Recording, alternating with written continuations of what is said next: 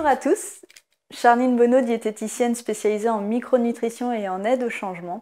On se retrouve aujourd'hui pour une vidéo qui va parler de quelque chose qui est très important dans l'atteinte de votre objectif, dans l'atteinte de la mise en place de changements dans votre vie.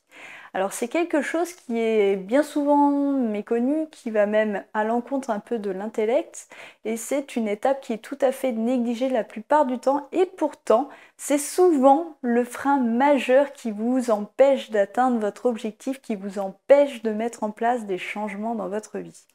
Alors c'est quoi cette étape? C'est tout simplement de penser aux bénéfices cachés finalement qu'il y a dans la mauvaise habitude qui vous insupporte aujourd'hui. Toutes les personnes qui viennent me consulter sont souvent, en ont assez en fait finalement d'un comportement et veulent changer les choses. Ils veulent rompre avec cette habitude, ils veulent se débarrasser d'une addiction par exemple au sucre ou à l'alimentation. Bref, ils en ont assez d'un comportement qu'ils ont et ils sont totalement dans la réaction par rapport à ce comportement et ils veulent s'en débarrasser. Sauf que il y a quelque chose dont ils ont vraiment que leur cerveau rejette en fait finalement parce que ça voudrait dire quelque part qu'une part d'eux veut cette situation, donc c'est quelque chose qu'ils rejettent, avec laquelle ils ont beaucoup de mal, et pourtant c'est quelque chose qui est bien souvent à l'origine en fait qui va venir ruiner vos efforts. Si ça vous arrive par exemple des fois de mettre en place des choses dans votre vie, typiquement, vous avez envie d'avoir une bonne alimentation, vous allez faire une semaine parfaite, vous allez vraiment manger votre programme alimentaire, respecter vos objectifs, respecter votre planning, tout est en place, tout est parfait, tout est nickel. Et puis là, vous ne savez pas pourquoi, d'un seul coup, vous balayez tout d'un revers de la main en mangeant un croissant, je ne sais quoi, quelque chose qui passe par là, quelque chose qui vous fait même pas spécialement envie, mais vous ruinez en tout cas tous les efforts, vous ne comprenez pas votre comportement, et c'est quelque chose qui bien souvent va même encore aggraver cette mauvaise image que vous avez de vous-même, cette mauvaise opinion. Donc ça, c'est souvent quelque chose qui peut être fait, mais d'un seul coup, et vous êtes incapable bien souvent de comprendre pourquoi vous le faites. Et pourquoi finalement, donc vous êtes totalement dans l'incompréhension, et le fait d'être dans l'incompréhension fait que vous perdez confiance en vous, vous perdez confiance en votre capacité à mettre en place des changements dans votre vie, et c'est bien normal.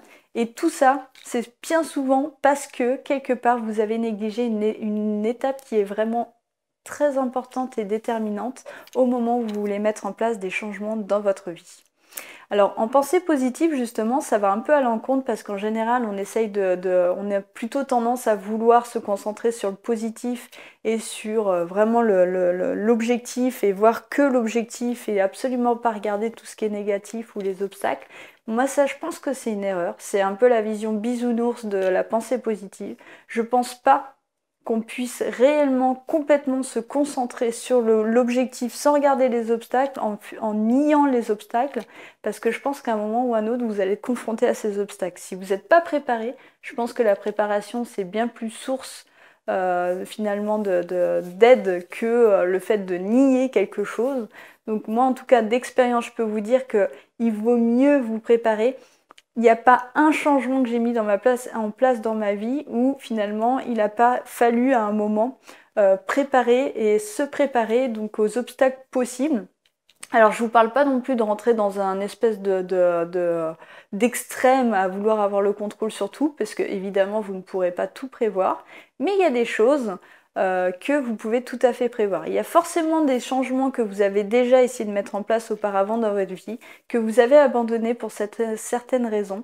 Et ces raisons-là, en fait, c'est intéressant de bien se concentrer dessus pour pouvoir en avoir conscience et puis mettre des stratégies alternatives pour éviter de retomber une deuxième fois dans ce même piège. Donc, c'est vraiment important de dépasser, de prendre le temps de réfléchir à cette étape, tout simplement parce que, comme je vous l'ai expliqué dans les étapes du changement, il y a une petite phase d'euphorie juste avant qu'on mette en place un changement, qui est à peu près de jour 0 à jour 1, et qui fait que quelque part vous allez complètement être surévaluer votre capacité à changer. Donc là, vous êtes un peu dans cette euphorie et c'est là le piège assez majeur puisqu'on se jette dans le changement, on met des choses en place hyper drastiques, hyper brutales, quelque chose qu'en général on a beaucoup de mal à tenir dans le temps finalement. Donc là, comment se protéger de ça finalement? Moi, je vais vous donner un exercice à faire, quelque chose à faire qui est très important, que quand vous voulez mettre en place un changement dans votre vie ou vous débarrasser d'une habitude, une mauvaise habitude, c'est très important de prendre le temps de faire cet exercice. Moi, je vous le dis, c'est vraiment comme ça que vous allez pouvoir effectivement vous préparer, mettre toutes les chances de votre côté pour que ce changement ait lieu et que cette mauvaise habitude soit abandonnée. Alors, qu'est-ce que vous allez faire? Eh bien, vous allez tout simplement vous concentrer sur les bénéfices qui sont cachés dans cette mauvaise habitude pour essayer de trouver justement une alternative. Donc, il faut bien voir quels sont les bénéfices à cette habitude. Et aussi, est-ce que vous êtes prêt à payer le prix pour pouvoir changer ce comportement? Parce que c'est souvent des choses que les gens ne veulent pas voir, rejettent, refusent. Alors typiquement dans la perte de poids, on est absolument là-dedans. Les gens se projettent avec un corps magnifique, il n'y a pas de souci, le corps de leurs rêves. Et pourtant, si on leur explique concrètement ce que ça veut dire pour atteindre vraiment cet objectif, par exemple quelqu'un qui veut avoir un corps athlétique, à un moment, il va falloir faire du sport. Parce que même si vous êtes quelqu'un de très svelte et que vous n'avez absolument pas de graisse, vous n'aurez jamais un corps athlétique. Les muscles ne poussent pas tout seuls. Donc à un moment, il y a des efforts à faire. Et il faut que vous en ayez conscience tout simplement pour pouvoir accepter si oui ou non vous êtes prêt à faire ces efforts-là. Si vous n'êtes pas prêt à mettre en place ces efforts-là, c'est pas grave. Ça veut dire que juste vous ne pouvez pas atteindre cet objectif, mais mieux vaut vous en rendre compte plutôt que d'essayer de le mettre en place et qu'au bout du compte, ça finisse par altérer cette image parce que vous allez échouer, et vous allez penser que parce que vous échouez à atteindre cet objectif, c'est comme ça dans tous les domaines de votre vie. Donc moi, ce que je vous propose de faire, c'est de lister en fait les 10 compromis, les 10 sacrifices que vous allez devoir faire si vous voulez atteindre cet objectif qui est, donc je vous rappelle, soit de changer, de mettre en place un changement, soit d'abandonner une mauvaise habitude. Donc listez les 10 compromis, les 10 bénéfices les 10 compromis, les 10 sacrifices quelque part. Compromis ou sacrifice, vous voyez le terme qui vous plaît le plus. Peut-être que sacrifice, ça va vous faire un petit peu peur, donc restez sur compromis. Mais les 10 compromis que vous aurez à faire. Par exemple, quelqu'un qui cherche à avoir un corps plus athlétique, l'un des compromis qu'il va faire, c'est peut-être baisser son taux de consommation d'écran de télévision ou d'ordinateur, de séries. Toutes ces choses-là, vous les listez. Ensuite, vous listez les 10 avantages ou bénéfices cachés que vous avez à avoir cette mauvaise habitude ou cet ancien comportement. C'est très important d'avoir conscience de tout ça. C'est vraiment ce qui va vous permettre finalement de déjà trouver des alternatives pour répondre à des besoins qui peuvent être facilement remplis par autre chose finalement, puisque là vous aviez que cette habitude-là, mais finalement il y aura peut-être des choses qui seraient plus en lien avec l'atteinte de votre objectif qui permettraient de répondre aussi à ce besoin-là, donc c'est bien d'en avoir conscience. Mais c'est surtout pour prendre votre décision.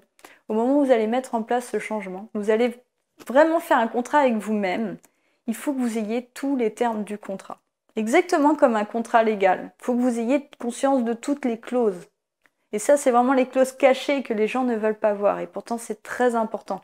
Parce que comme je vous le dis, c'est vraiment quelque chose qui va tout changer. Si vous êtes conscient que ça veut dire que derrière, vous allez devoir lâcher votre télé, que vous allez devoir faire de l'activité physique, que vous allez devoir renoncer je dis n'importe quoi, mais au paquet de bonbons que vous aviez l'habitude de manger au cinéma, que peut-être, si vous n'êtes pas capable, vous allez devoir moins aller au cinéma, peut-être voir moins de gens, enfin, toutes ces choses, si vous n'êtes pas conscient de ça à la base, ça veut dire que vous, entre guillemets, vous signez un contrat qui est caduc, puisqu'il vous manque la moitié des termes. Donc, quelque part, vous ne serez pas complètement engagé, et ça, c'est un véritable frein à l'atteinte de son objectif.